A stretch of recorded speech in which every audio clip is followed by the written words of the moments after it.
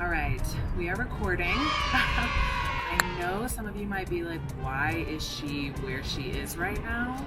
So basically, I wanted to do a little bit of a draw with me, and I ended up drawing this pair of pants because I've been trying to find subject matter that can help me expand my drawing practice, and I really love this area. There's like a patio and a garden and then these hanging clothes, and I thought that these pants were just like a good subject to draw.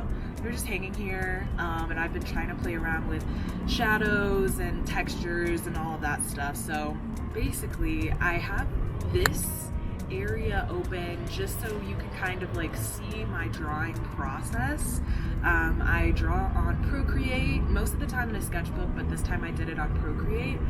And also sorry for like helicopter noise, people noise, wind noise, all of that stuff. I am outside. Let that one pass. Anyways, okay, we are gonna go ahead and get started. This is just a little update on my life here in Mexico City. So far we're coming up on a month, and I'm also looking at my notes that I took because I am so scatterbrained and I cannot form cohesive thoughts. We're gonna break this up into like how I feel overall, some little story times about the last couple of days, some things that I've been up to, and then what I'm planning on getting into, and kind of like thoughts about the future, how things have changed in terms of what I want to do, where I want to go, all of that stuff. So first things first, how I feel about the trip so far. I'm just here. I don't know. I have little existential crises every once in a while of like, oh my gosh, I quit my job. What am I doing? Why am I doing this? I'm doing work at the place that I'm at. I'm helping them with social media and community engagement, so it's actually been really fulfilling. I think it's interesting not having a full 9 to 5, but I am surrounded by a lot of people that don't and also have very like atypical jobs and careers or no job at all. So that helps out a lot. And okay, getting a better hold of Spanish. I've been taking lessons through this website called Lingoda, and I really love it. I still take my lessons twice a week so that when I'm out in the streets, I can hablar español, and I've been able to get around really well. We just went to a language exchange last night. That was really fun. It was at a bar club. So the first 3 hours from 6 to 9 was a language exchange. And then from 9 on, it was just like dance and club party vibes, which I really enjoyed. And I'll put the information on the screen of what that is in case you're in Mexico City. I got to talk to so many people, and it's not just a language exchange of like Spanish or English. It's all types of languages. They had Korean, they had French, I think they had German, they had just tons of different languages. So highly recommend going to that if you're in the CDMX area. But yeah, so I've been able to get around on public transportation fine. I'm able to show my personality and actually have conversations. And a couple of the people that live at this hostel also speak Spanish fluently, are from like Argentina or Mexico City. There's someone from El Salvador. So I'm getting to practice a lot, and this overall has just been a really great experience. So next up, racism. And I don't even know if that's like the right title to put this under, but just so that you guys can like understand exactly what I'm trying to say. Any sort of interactions with people that I have felt like have been racist interactions. This is going to be a short segment. I'm just going to say no. I personally haven't had any issues. I'm not speaking for all people in the CDMX area, all African Americans, or all people of color, or all white people, anybody. Me personally, Olivia, I have not had any bad interactions with anyone. I will say though, I was at a museum the other day, and there was this woman that came up to me, and she was like, oh, can we get a picture? And I was thinking she was saying, can we get a picture, like you take a picture of us? And I'm like, oh baby girl, I am the photographer of the year. Like, I know how to take people's pictures. So I'm like, oh yeah, I'll take your picture. And then she comes and stands next to me, and I'm like, oh, you mean you wanna take a picture conmigo? No, lo siento. And she's like, oh, why? Like, why can't you just take a picture with me? And I'm like, porque no quiero estar en fotografías? Like, I don't know. I just don't want to be in a picture. It was kind of just like, I knew it wasn't malicious or anything. And part of me, when I walked away, was like, should I just let that lady take a picture with me? Like, it's not that big of a deal. But I was just kind of like, I didn't want to. But I mean, there is, and I'm gonna try to find a picture of this. When I was in France in front of Notre Dame, there was this really old Japanese man in a tour group, and one of the people from the tour group like walked up to me and was like, he's never seen a black person before, like, is it okay if he takes a picture with you? And when I tell y'all, this man was like ancient, and they were telling me that this was his first time being outside of Japan, and I was just like, okay, come over here and take the picture. But he was super cute, so it was fine. But yeah, I was just kind of like, no. But that was the only kind of odd experience that I've had. But other than that, I don't feel like I've been treated any differently, other than maybe being a tourist. Like, a taxi driver did scam me out of some cash. So note to the wise, Uber or Didi, don't hop in these taxis unless you absolutely have to. And if you absolutely have to, ask them beforehand how much the rate is going to be to get you to where you need to be. Because I went from maybe taking an 86 peso Uber to taking like a... Okay, hola. Future Olivia here. I did not realize that Procreate would not screen record in real time, so it was a sped up version of the drawing, which meant that it was just not going to cover the entirety of this video. So this is where the drawing ends. Here's the drawing. I hope you enjoyed that little segment of the video, but now we're just gonna go straight into me just continuing to add clips of the things that I was doing. But yeah, anyways, you know, life of a content creator. Things just go however they're gonna go. Okay, bye. 350 taxi, which is two very different prices. Let's see. Air quality. Sorry, I'm just like spewing everything that I could get notes on beforehand. So we're just kind of jumping through some of my initial thoughts, and then we'll get into the things that I've been doing.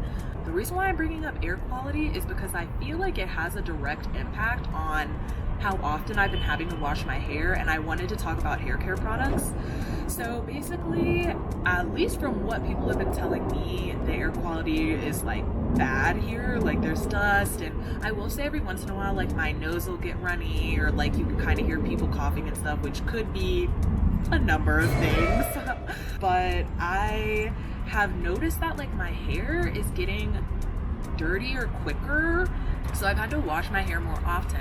And for black girls who have 4C hair, or just any hair, but my hair is specifically 4C, that are wondering like, oh, if I come to Mexico City, what hair care products are going to be available?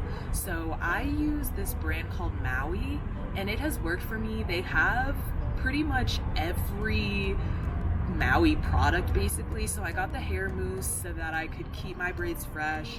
I got the shampoo, I got the leave-in conditioner spray. So that's been working for me. It's supposed to be a vegan product. I know somebody's probably gonna be like, that's the worst hair care brand you could ever use for your hair. I don't know, girl. It's all that's available, and it works for me. So that's what I've been using. And they also do have the like Wetline Extreme Gel. Once I take my braids out, probably in about a month or so, I'm gonna use it because, you know, I'm gonna have to do that little slick back bun for a minute. Next up, public transportation. So like I said in my last vlog, I did end up getting a Metro card, and that has been a godsend. Refilling it is really easy and straightforward. If you don't have a Metro card though, you can get like a little ticket, and those are really cheap. You just like drop it in a little bucket and walk right into the Metro. So you have a couple of different options. I've also taken the bus. I've taken the buses that you use your Metro card, and I've also taken the buses where you just pay them. The buses where you just pay them like in coins, I think it's like 8 pesos. Those ones are a little bit of a bumpy ride. The ones where you do the transit card are really nice. They have like double-decker buses in CDMX, so I got to ride around on like the top deck. It was a really nice ride. There was AC on the bus. It's not that hot on the Metro either. Like I said, I've taken the taxi, but kind of don't recommend that. You can normally get Ubers everywhere. I've Ubered a lot. PD is another option. It's just kind of like, I guess, the Mexico City version of Uber. And I've done both of those. And or just walking. There's a lot of bike lanes as well, and someone was telling me that on Sundays, I guess they block off certain streets in order to create like a really long bike path through the city. I haven't done that yet, but I am gonna try that out because they said that the bikes are free. I don't know if that's just for Mexican nationals. If I remember correctly, he was telling me that you just need 2 forms of identification if you are a foreign citizen in order to use another helicopter. One thing I will also say in terms of getting lost, so I do not use Apple Maps at all.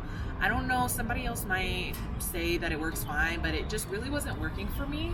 And even Google Maps every once in a while be making me look stupid. Like, I was going to a museum down south. It was like University Museum of Contemporary Art or something, and I'm on the subway and the train had a connection to a bus, so I had to get off the train and then find this bus, and it's telling me, oh, just walk to this bus stop.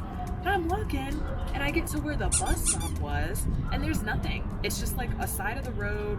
There's no bus sign, there's no people, nothing. And I'm like the only person, really the only non-Mexican person basically on this side of town. And I'm just like, I'm like, am I even on the right side of town? I don't even know. I don't know where the train took me. I got off on what I thought the right station was, but who knows? I ended up finding the stop, which was nowhere near where Google said. So just have your wits about you. Like, you can use the maps and everything, and also download the maps. That's another note that a lot of people say in the travel world. You need to use a combo of Google Maps and your eyes and your brain to figure things out. But don't feel intimidated by anything. You will be fine with your Google Maps. So that's kind of the initial thoughts and things. If anyone has any other questions kind of about my experience or anything you're curious about, feel free to put it in the comments. But now I'm gonna get into just what I've been doing through the week and a couple of different story times and all of that jazz. So basically Monday through Wednesday, I just worked and helped with social media at the hostel. I'll get into more specifics when I move in March, but I just don't want to necessarily say where I'm at, and technically I'm living in the space of the organization. So I'm just gonna kind of generally speak about what I'm doing, but I am helping them create a social media strategy, changing around their Instagram. They want to onboard a TikTok account, so we're kind of having conversations about what that's going to entail for their social media team. The days are really flying by. I work from about 8 to 9 a.m. to 1 to 2 p.m. So probably like 4 to 5 hours per day, Monday through Friday. Nothing crazy, honestly. Like, it's actually really rewarding work. I never feel overwhelmed. I never feel like there's anything that I can't do. And then they also provide lunch Monday through Thursday, and then we have family dinner Friday nights. So it's a really cool environment. It's really chill. I've really been enjoying myself. And yeah, so one of kind of the thoughts that I wanted to touch on as well, just as these weeks have been going by and I've been living at this place, it's just, sometimes I can't help but to think, like, what do I want to do? And the reason that I'm talking about that is because when I started helping them with their social media, I was like, wait, okay, like, I'm actually really enjoying this. Like, I could maybe see myself getting into a social media space. Like, even with all the stuff that I'm doing now, it just feels like I'm really saturated in all of the platforms. Like, I'm making YouTube videos, I'm on TikTok, I'm on Instagram, also helping them with TikTok and Instagram and video making and all of this stuff. And so in terms of like my idea of purpose and figuring out where this year is going to go and where I'm going to be after this year, sometimes I'm like, okay, well, let me see where this social media thing goes. Even though having an engineering degree, it's an okay fallback. But like I said before, I think it's really hard to get out of a technical space as a mechanical engineer. When COVID hit and I went to Nike, which again, I'm eternally grateful for, I kind of got lost in the mix of an industry that I wasn't as interested in. One of my dream jobs, in my opinion, would be to work on science exhibits and like helping communicate STEM through interactive design. I don't know if I'm wording that right, but anyways, engineering is still an option and still an avenue for me. However, doing social media and possibly working with other workaways as I move around the world and helping them with social media, I may end up just randomly creating a portfolio of sorts in it. And I also, when I was back in Portland, helped run the social media account for So Far Sounds, for the concert company that I was emceeing for. I don't know if I mentioned that, but I was a concert MC. I was also running the social media account. That was really fun for me, just getting to interact and find different ways to build engagement. So yeah, I'm just kind of like, okay, God, you're putting me in these scenarios where I'm helping brands build viewership and kind of developing an aesthetic for their platforms. What does this mean? What are we doing? So we'll see. I also spent a lot of money when I first got here, and having a budget has been really interesting because back in Portland, not that I was irresponsible with my money, however, your girl loves to eat out. And nowadays I'd be at the grocery store like, how much are these apples? And a little bit of it is kind of paranoia just because it's so early on in the year that I'm just kind of like, I don't want to be going over budget on my first month. So, I mean, I'm not over budget. I'll be fine. Not pinching pennies. It's just different than like the bags of money that I kind of used to spend. It's different. It's not bad. I'm still able to do excursions and have fun, so I cannot complain. Yeah, Monday through Wednesday, I was just chilling. Laying low, not spending a lot of money, not doing a lot of things.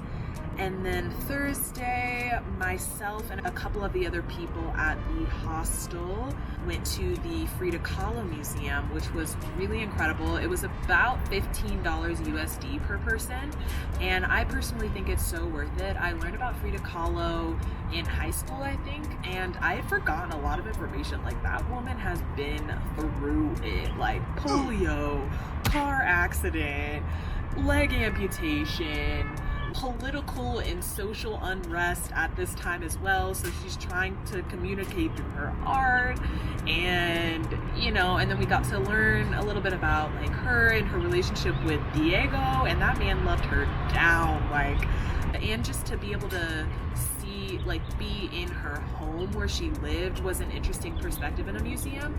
I don't think I've been to a museum before where it was the home of the artist, and they donated a lot of her artwork and a lot of her things, her clothes. It felt like a privilege to be there. Like, it was just incredible, and I got to do a little bit of sketching. I got to do some walking around. The weather was great, and I highly recommend, if you're not really into the big crowds and everything. I know some people want to have hours at a museum, but if you're down to just go and chill and not be with a big crowd, I would recommend going towards the end, like towards when it closes, because I want to say we went around 2:15 was our time slot.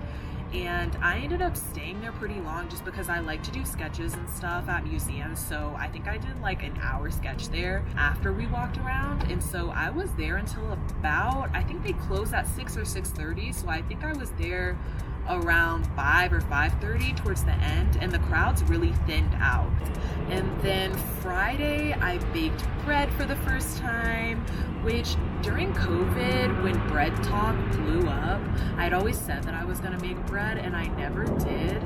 So for family meals on Fridays, someone is always assigned the meal and making bread. Normally it's 2 people, but I'm so happy that I did, just because I don't think I would have really tried to make bread otherwise. And it was really enjoyable. I don't necessarily know or understand how the bread girlies are calm and at peace when they make bread. Maybe it was because it was my first time and I just need to get used to going through the motions of doing the, like, putting my back into it. But y'all, it drained me. Like, today drained me. That's how I felt after making that bread. But I was so satisfied by the end of it. I was telling some of my friends that have made bread in the past, I was like, if this bread wouldn't have come out well, I probably would have never made bread again in my entire life. But because the bread was just so beautiful and plump when it came out, and everybody was complimenting me on my baby bread, I was like, oh, your girl about to be making bread again at some point. However, I do need a break because it was a lot. I think it's because I had to knead it myself. In the video that we were watching of someone making the bread, he had a hand mixer, and the equivalent of his 8-minute hand mixer was like 45 minutes of me just elbow deep in bread dough. And then we were able to do family dinner, and I made a little bit of like a veggie chili along with my girl Nina and my girl Hayun, so shout out to y'all.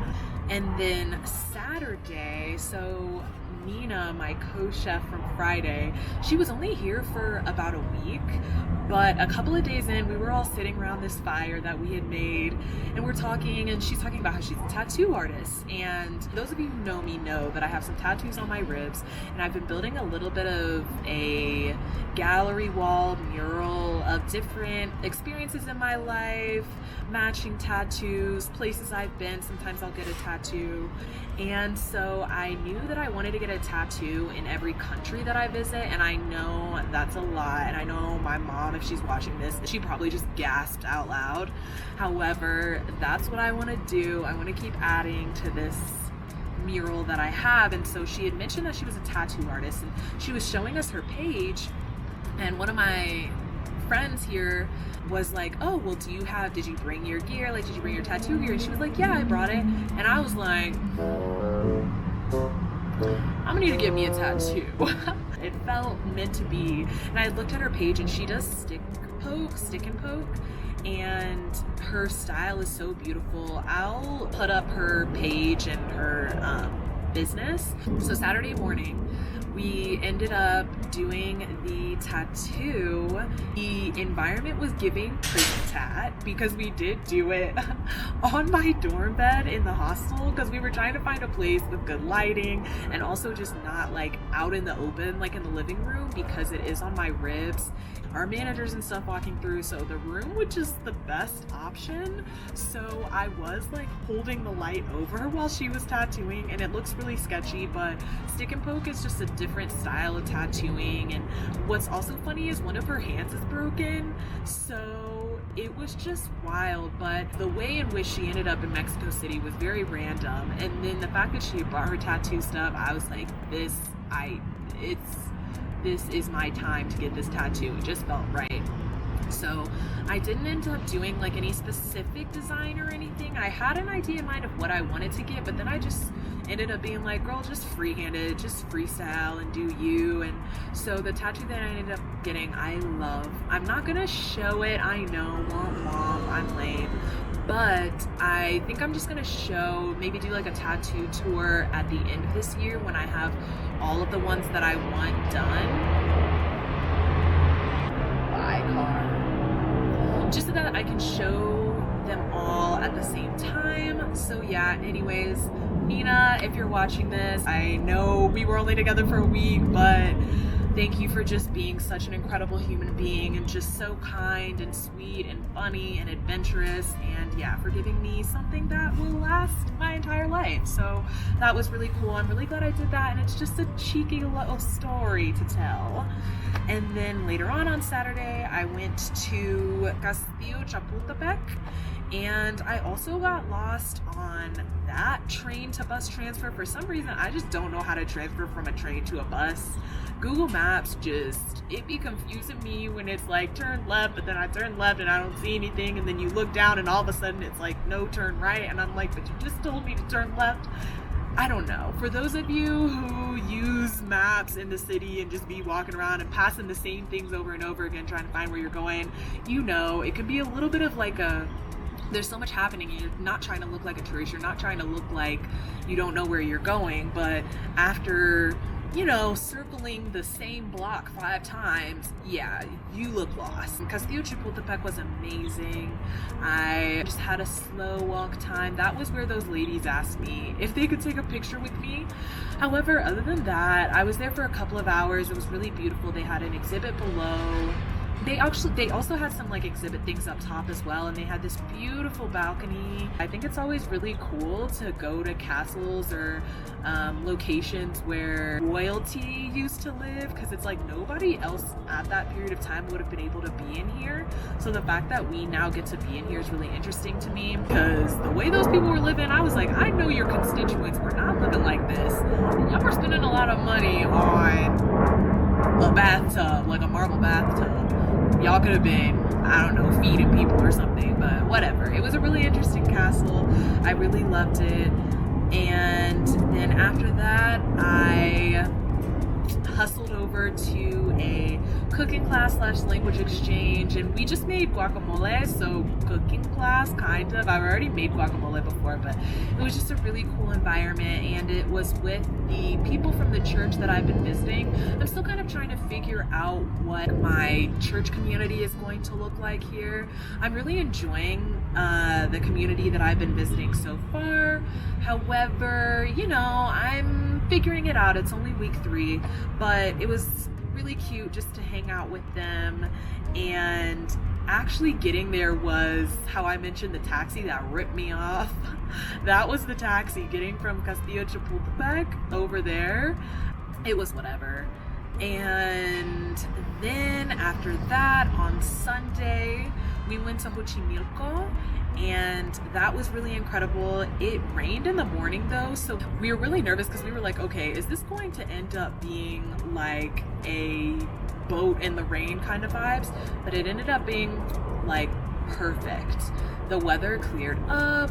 I don't know the people that we went with. It was like a team of people that took us out there. We paid 450 pesos, and that included the transportation there and back, the people that kind of guided us to where we needed to be, and the boat. And we were on that boat for like 3 hours, I think.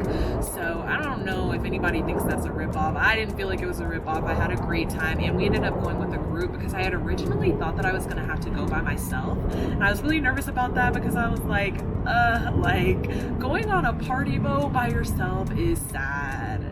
Sorry for anybody who's had to do that, but I was just like, if I have to do it, I'll do it, but I don't want to do it. And I didn't end up having to. Thank you, Jesus. So we had a group of people. Right before, we just went to an OXXO and got like drinks and Cheetos and stuff, but we ended up eating right around the area as well. And afterwards, we went with some of the people that we had met at the boat to a night market and just got food and chatted and just made friends. So I really loved that entire day. And Xochimilco was super calm. I know that it can kind of present as like, oh, party fun, like mariachis and food and flowers and all of these things. I'll try to put on the screen when we started, but by the time we ended, like the sun had set and it was just evening time, and so that last hour on the boat was just really chill, and it was just an incredible vibe. Like we went from partying to just sitting and watching the sunset, and I loved it so much. I would do it again in a heartbeat. And then Monday, what did I do on Monday? Because today's Wednesday. Monday was just a chill day. I just worked at the hostel, and then I edited some videos and just relaxed, honestly. I've been trying not to just be with the mindset of like, go, go, go, see things, go crazy, be here and there and everywhere. I also want to be establishing routine and just keeping a pulse on what life could look like abroad, not just trip vibes and running around and having fun, but also being like, okay, wake up early, go work out, which, speaking of workout, I have something to say about that, but anyways, go work out, read the Bible, eat breakfast, like the daily routine of it all, and actually getting used to that. So yeah, Monday was a pretty chill day. And then Tuesday, yesterday, like I said, we worked, but then we went to a language exchange bar, and that was really fun. I got to meet a lot of cool people, so shout out if any of you all are watching this. I had a really fun time, and it's been a minute since I've had like an actually nice club experience, so I was really happy to be able to do that. So like I was saying about like working out in the mornings and things like that, the park near me has a 5K at the end of February, and I haven't run a 5K since last November, but I also have not run since that 5K. So I'm gonna sign up for the 5K and actually run it. However, I'm having to actually start waking up early and trying to run now so that I can condition my body and not be that American that walks the 5K at the park. Not to say that there's anything wrong with walking a 5K, it's just me personally, I'm like, girl, you can run this 5K. You've run a 5K before, my little turkey trot days. So I'm gonna try to run that and just, yeah, have more community experiences. The park near me also has like yoga on Sundays, and they also do salsa classes there, and there's just a bunch of things that you can do at this park. So I'm going to be a park girly, and I'm going to engage with the park community. So yeah, that's what I want to do kind of coming up in the next month. This upcoming weekend, I'm so excited because I'm going to, and I'm going to pronounce this wrong, I know it, but Teotihuacan, and it's basically just the Mayan temples, Mayan pyramids, about an hour from here. And so I am going to be taking a hot air balloon over the temples or the pyramids. I don't know. I need to figure out which one that is. I'll put it on the screen. Let's pray a prayer of protection over me. I mean, by this, if y'all see this post, that means I made it through the hot air balloon ride and your girl is alive and well, but God is gonna keep me. I already know I'm gonna be fine. So I'm really excited for that, and I'll film that. And I've been trying to figure out what platforms to post what videos, because with YouTube you have to film horizontally, but then Instagram and TikTok you film vertically, and so if I want to post it on both, I gotta film vertically and horizontally and remember to do all this stuff. So y'all, this content creation life is not for the weak. I keep telling people this, I'll say it a million times. Shout out to the girls that be doing daily vlogs specifically.